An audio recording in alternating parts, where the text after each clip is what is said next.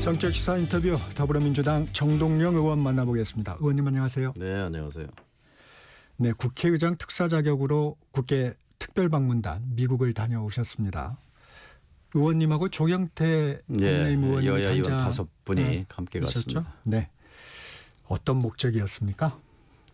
초당적인 여야 방미 대표단 그 자체가 이제 신호죠, 시그널인데 미국 조야의 상원, 하원, 국무부, 싱크탱크 전문가 또 경제계 등등의 한국의 시스템이 민주주의 시스템이 정상적으로 작동하고 있다라는 그런 메시지죠. 그 대표단 자체가 그런 상징성을 갖고 있었다고 생각합니다. 여야가 함께 갔다는 것이.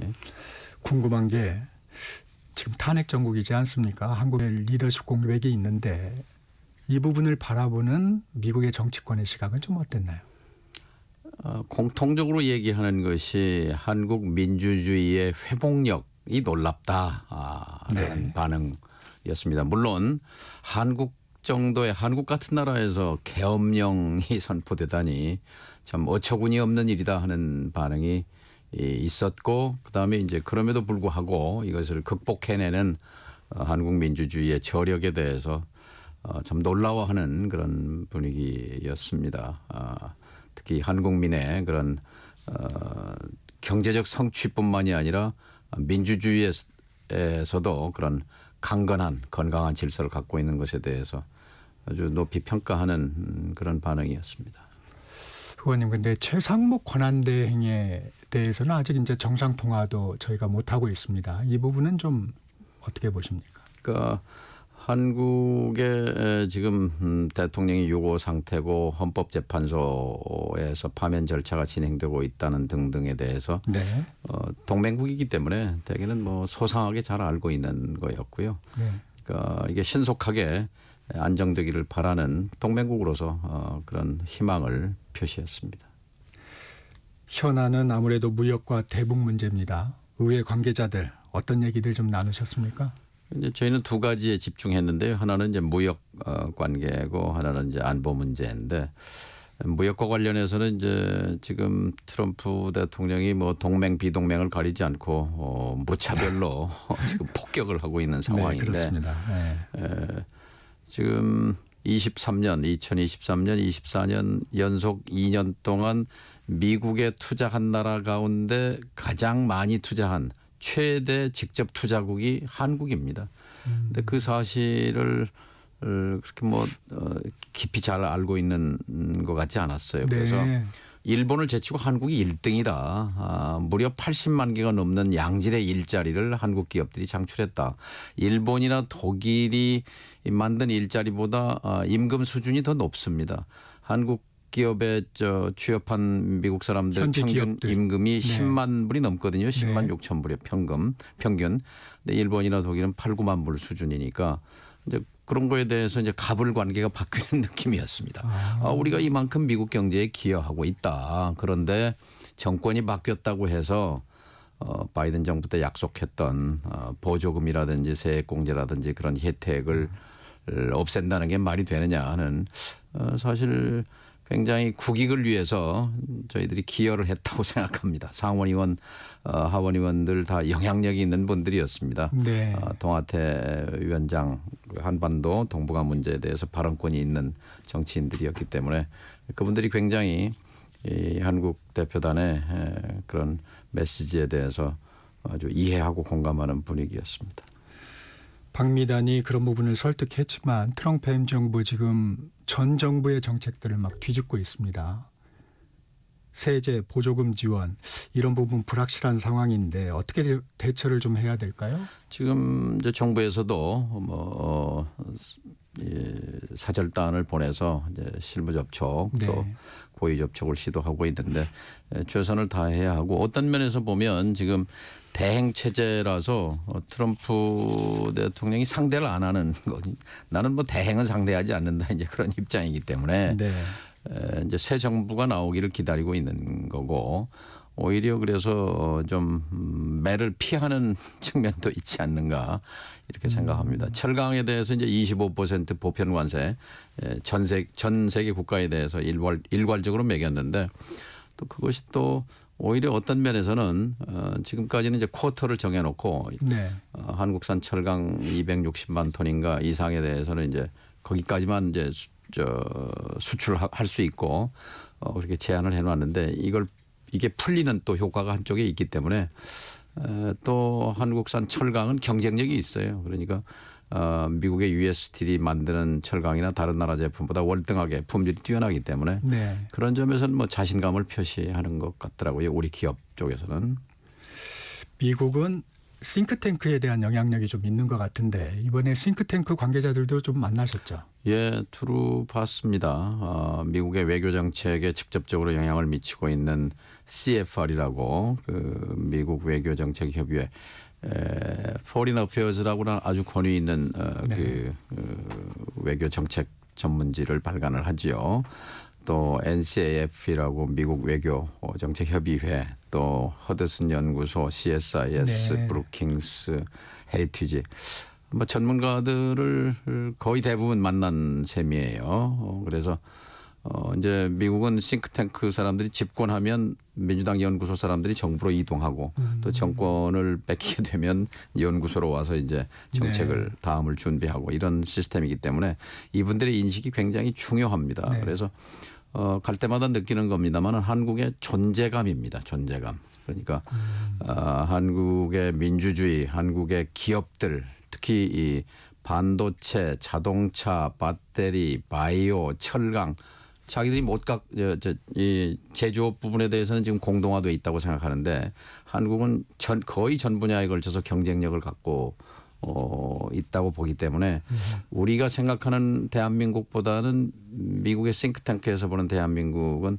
훨씬 더 위상이 높다고 볼 수 있습니다. 네. 의원님의 전문 분야이기도 한데 안보 문제 좀 여쭤보겠습니다. 북한 비핵화에 대해서는 어떤 생각들이 다수를 이루던가요? 그러니까 트럼프 대통령은 지금 뭐 바이든 정부가 했던 것들은 안중에 없거든요. 그러니까 뭐 네. 전에 이제 부시 대통령이 등장했을 때 ABC라는 말이 있었는데요. Anything에서 A, but 클린턴이 한 건 뭐 다 그건 뭐 테이블에 치워라라는 건데 지금 트럼프 대통령은 더하죠. 바이든 정부 때 만들어진 것들은 뭐 일체 고려의 여지가 없는 겁니다. 오로지 아메리카 퍼스트, 미국 중심, 미국 제일주의, 예? 그리고 미국을 다시 위대하게 하겠다. 트럼프의 목적은 딱 두 가지인 것 같습니다. 하나는 미국을 제조업 강국으로 다시 만들어야 되겠다. 라는 것이고, 그러기 또 하나는 이제 지금 적자가 미국은 수입을 한 3조 달러 하는데 수출을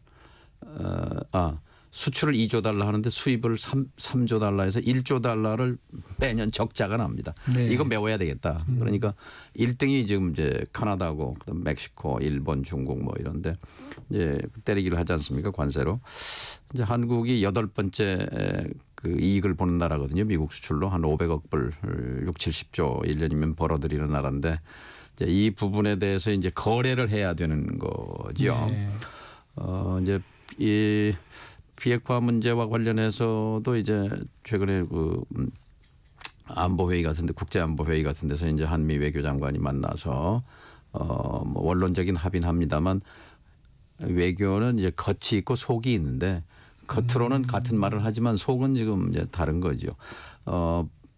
트럼프 대통령 때는 이제 윤석열 정부가 공동 보조를 맞춰 왔는데 이제는 과제가 그거죠. 저희들이 전달한 메시지가 한반도 문제 당사자는 북핵 문제를 해결하는 데 있어서 한국이 빠질 수는 없는 거다. 한국이 당사자다. 한반도 문제에서. 네.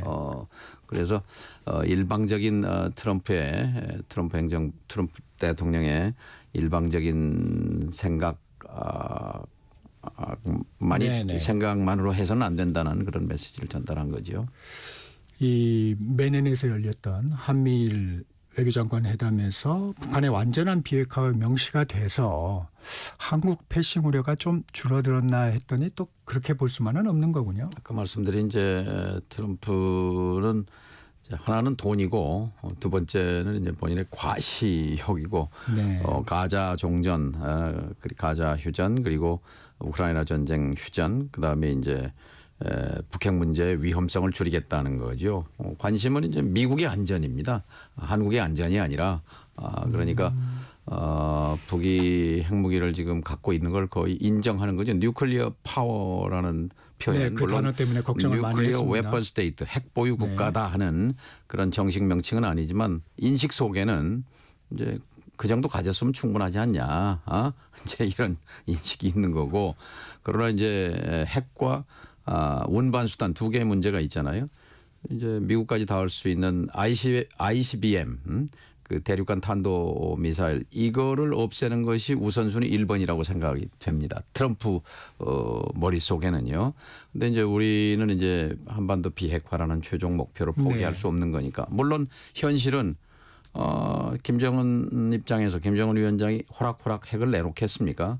그 현실은 직시하면서 그러나 비핵화라는 최종 목표를 향해서 단계적인 아마 핵 동결부터 시작하는 건 불가피할 겁니다. 1단계 핵 동결, 2단계 불능화, 3단계 폐기로 가는 수순은 이제 어찌할 수 없는 그 현실이라고 보고 어쨌든 새 정부 출범과 함께 긴밀한 한미 소통 이것이 이제 최우선 과제입니다. 지금 단계적인 절차를 좀 말씀을 해 주셨는데 의원님은 북한의 비핵화가 가능하다고 보세요? 이걸 포기할 수 없는 가치입니다. 왜냐하면 비핵화 없는 한반도의 평화 통일은 불가능하기 때문에 그렇습니다. 우리가 평화 통일을 포기하면 모르지만 포기하지 않는다면 그건 추구해야 할 목표가 되는 거죠. 국민의힘에서는 비핵화가 어렵다면은 상응하는 핵무력을 우리도 좀 갖춰야 되지 않느냐 이런 주장들이 현실성이 많습니다. 떨어지는 거죠. 핵무장론과 전술핵 재배치론을 얘기하는데 미국에서는 씨알도 안 맥히는 소리입니다. 그래서 그거는 이제 지금 갖고 있는 이른바 미국의 핵 억지력, 구체적으로는 괌에 있는 전략 자산, 그러니까 핵무기를 실어올 수 있는 이 초고성능 폭격기가 있는 것이고 SLBM이라고 그래서 핵 잠수함이 한반도 주변 누구도 뭐 탐지를 못하지만 한반도 주변을 돌고 있는 핵무기가 있는 겁니다. 그러니까 이것을 이제 북이 겁내는 거고 그것을 억지하겠다고 지금 북이 핵무기를 저장하고 있는 거기 때문에 그것 플러스 역대 정부가 추진해온 삼축 체계 선제 타격 그리고 미사일 방어망 그리고 대량 핵 보복 능력 뭐 이 삼축 체계라는 것을 결합하면 억지력은 충분하다고 생각합니다. 문제는 거기에 지금 외교가 빠지고 남북 관계가 적대화되고 긴장이 올라간 것이 문제이기 때문에 이제 여기에 더해서 그 북미 대화, 남북 대화 그리고 외교를 통한 해결이 더해지면 저는 발 뻗고 잘 수 있는 한반도 상황 충분히 가능하다고 생각합니다. 네, 윤 대통령 탄핵 심판 얘기로도 좀 넘어가 보겠습니다. 윤 대통령 측이 10차 변론기일을 좀 연기해달라 요청했는데 헌재가 거부를 했습니다.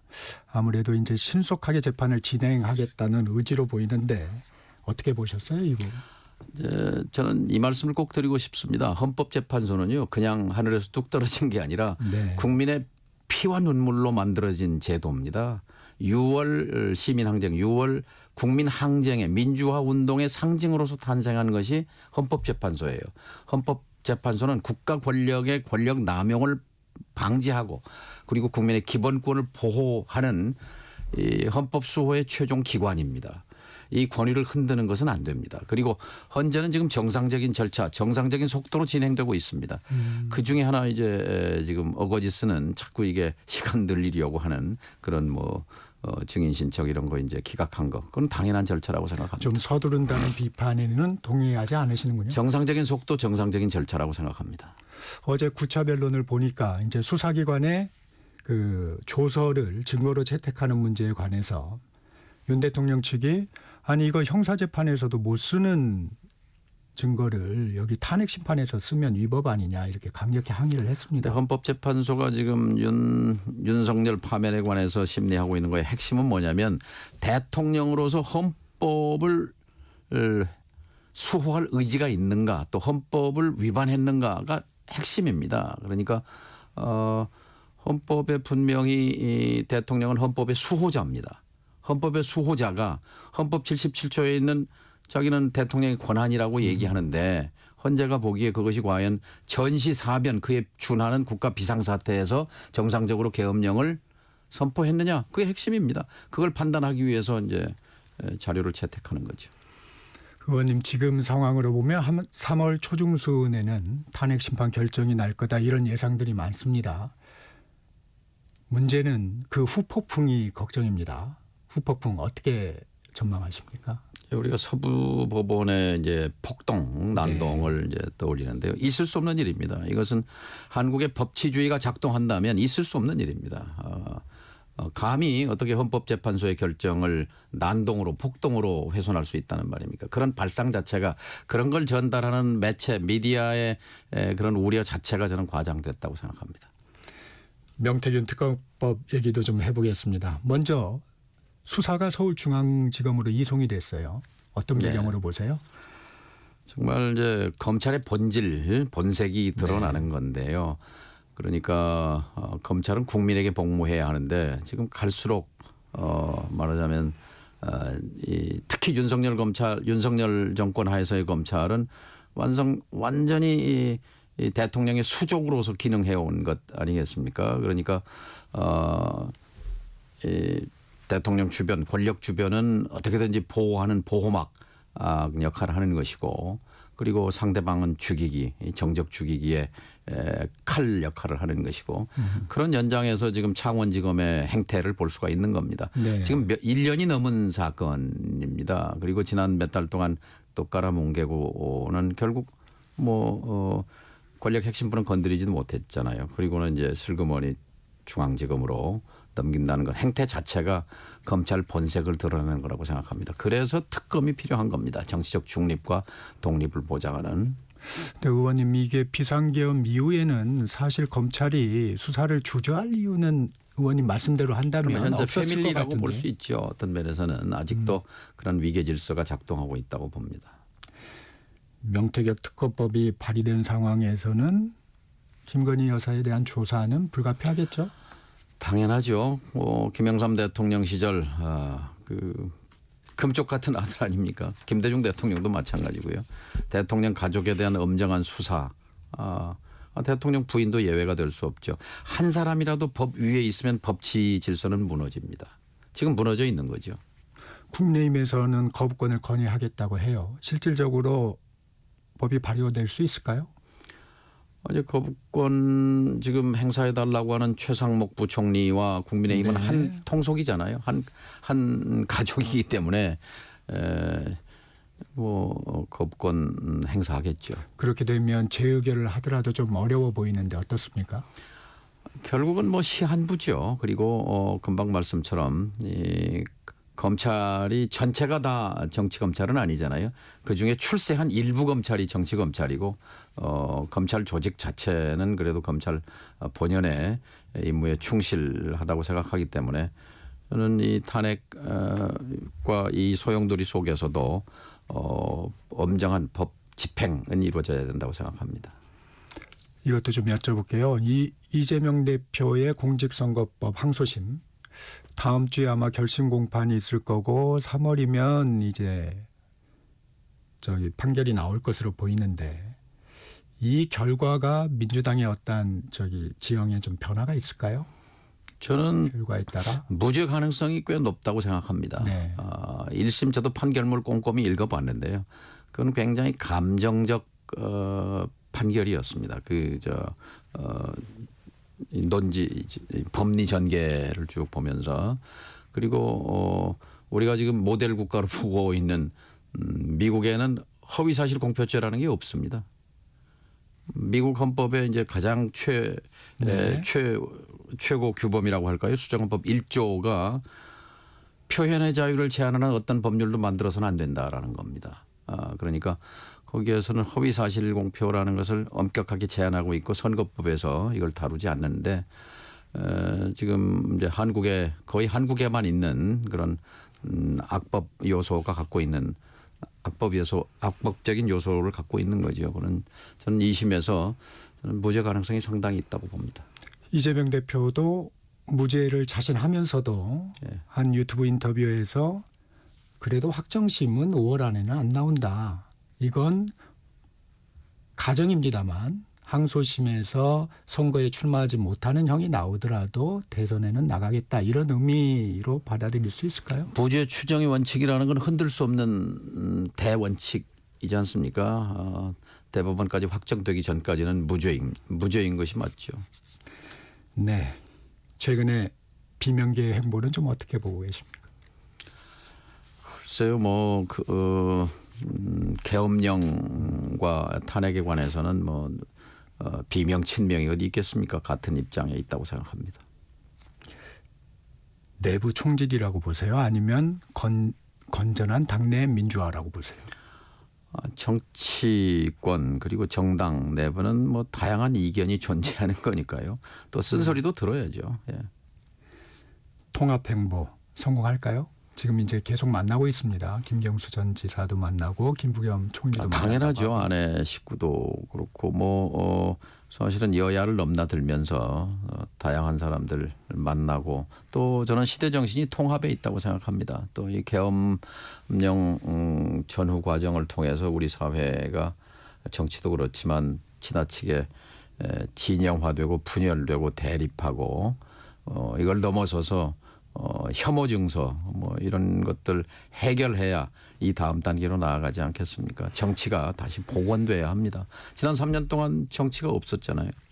이 질문 드려야 되는데 시간이 좀 짧습니다. 이재명 대표가 앞으로 대한민국은 민주당이 중도 보수 정권으로 오른쪽을 맡아야 한다. 이런 의견을 좀 표현했는데 어떻습니까? 유럽식 기준이라고 생각하는데요. 유럽 기준으로 보면은 민주당은 진보 정당이 아닙니다. 정말 중도 보수 정도의 정당이죠. 또 그동안 해온 행보가 그렇습니다.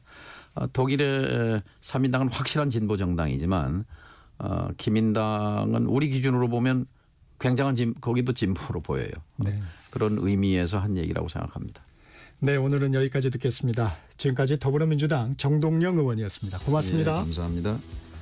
전격시사 1부 여기서 마칩니다. 잠시 전하는 말씀 듣고